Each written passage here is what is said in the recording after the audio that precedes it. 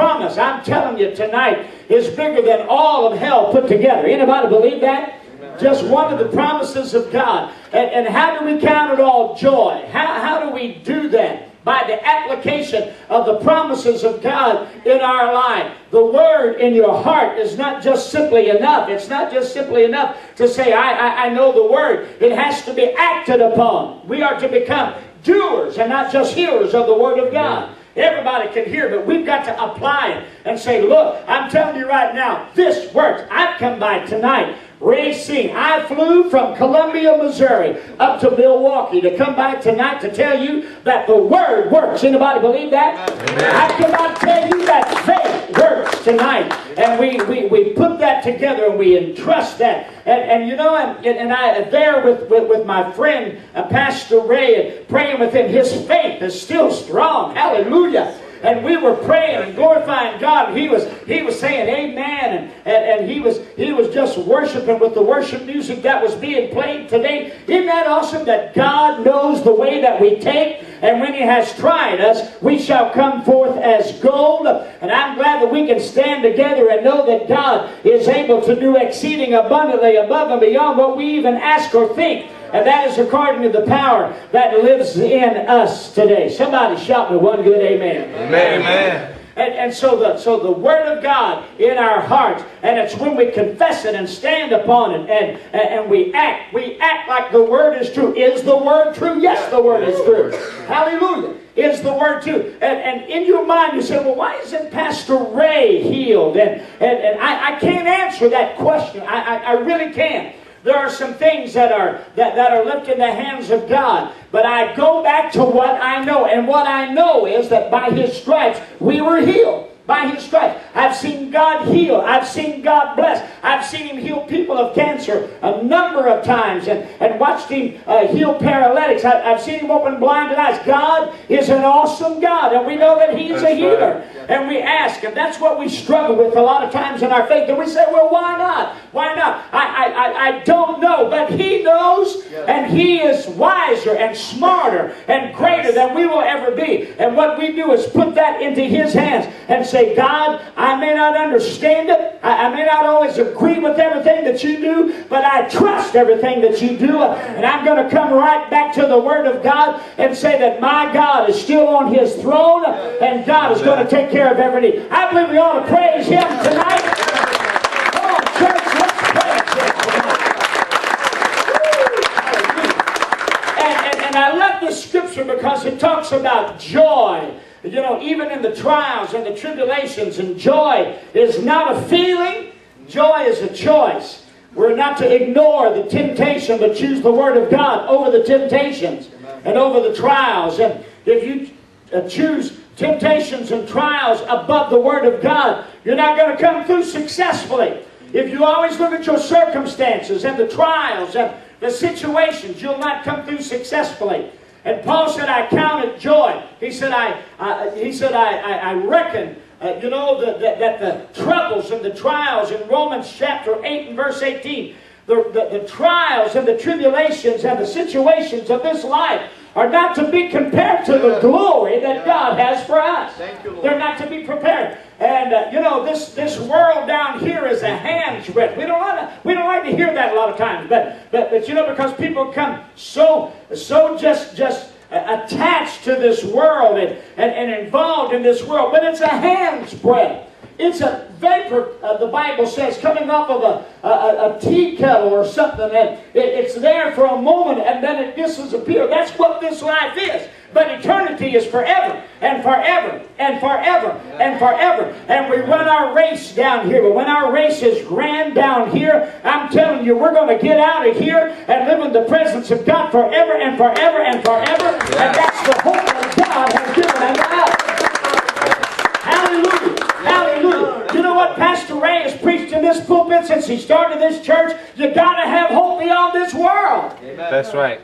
You know, I mean, that's what Paul said. If I only had hope here, I'd be of all men most miserable. My hope's not here. We are here for a purpose. We're here for a season. We are here for a time. And we're going to do the work of God, what God has called us to do. But ladies and gentlemen, we are going to spend eternity in the presence of Almighty God. I'm excited about it. I'm excited about it. I'm excited about it. I got to think about the other day, the marriage supper of the Lamb. You know what that tells me? We're going to eat whenever we get to heaven. Is that exciting anybody besides me? We're going to eat. Glory to God. Anybody know what White Castle hamburgers are? Huh? Oh my Lord. I'm telling you. That's what we're going to eat. I believe that. At the marriage supper of the Lamb will be White Castle hamburgers and Kringles.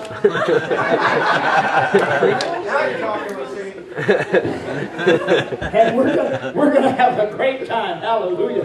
Amen. Amen. Amen. Amen. Romans, he reckons, he concludes, he calculates that what is going on is not to be compared with the glory that he has felt. You know, that's what Pastor Ray's feeling right now. I'm telling you, that's what he's feeling right now. I just sense that in my spirit. That what he's going through doesn't compare to what he knows about God and the presence of Almighty God, no matter how difficult that it is, and we understand that it is. But how did he learn? How did Paul learn this? That it's not to be compared in Romans chapter 8 from the Word of God. That's how he learned it. That's where it came from. It came from the Word of God. And no matter how bad the world gets, Jesus is going to win in the end. Praise God. He's going to win in the end. And that's the promise. That's the promise that we have. And it's great to live a Christian life. But this earth cannot compare to the glory that God has for us in heaven. And Paul said, let the trouble and let the temptation come, because it won't even matter to what I will have. Praise God. He says it's lightweight. It's lightweight. And I've come out of this and I'll be better. And when you look at the world through the viewpoint of the Word, all you can do is rejoice. That's all. All you need to lift up your hand and say, I'm glad that I'm a child of God. Can anybody testify to this tonight? I'm glad. I'm glad. I don't think we ignore problems. Sometimes Christians aggravate me. They do. Sometimes they aggravate me, because I don't do stupid very good. And sometimes, sometimes they just do stupid things. I don't know if some of y'all remember in 1988 when that guy wrote out the book 88 Reasons Why Jesus Was Going to Come in 1988. I don't know if you even remember that, but he sold so many copies of that book, and I thought, man, there's one reason why he's not, and that's simply because no man knows the day or the hour. That's all.